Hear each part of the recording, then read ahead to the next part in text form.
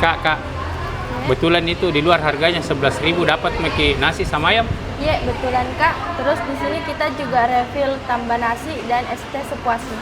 Tambah nasi sama es teh sepuasnya. Iya Kak. Ya, kalau makan ki di sini bisa ki refill nasi dan es teh sepuasnya. Baru harga ayamnya mulai 7.000 ji. Terus untuk sepaket sama nasi 11.000 ji. Terus kalau mau ki yang geprek atau yang pakai saus cuman tambah 2.000. Ada saus barbecue, saus black pepper, saus cheese dan saus teriyaki. Kalau pencinta pedis ki harus ki coba varian sausnya. Pedisnya mantap, pedis-pedis bikin nagih. Selain ayam, di sini juga ada aneka snack seperti burger, sosis, kentang, dan nugget. Lengkap juga dengan aneka minuman. Ayamnya enak, lembut, kriuk di luar, juicy di dalam. Tidak sebanding sama harganya. Nah, ini itu Bintang Fresh Chicken. Fresh Chicken terhits dari Kalimantan yang sudah punya puluhan cabang. Dan sekarang sudah ada di Sulawesi dan di Makassar. Yang saya kunjungi ini cabang Antang. Lokasinya tidak jauh dari Masjid Nurul Taqwa, samping Indomaret. Jadi, tunggu apa lagi? Langsung meki ke Bintang Fresh Chicken terdekat dari tempat tinggal tak.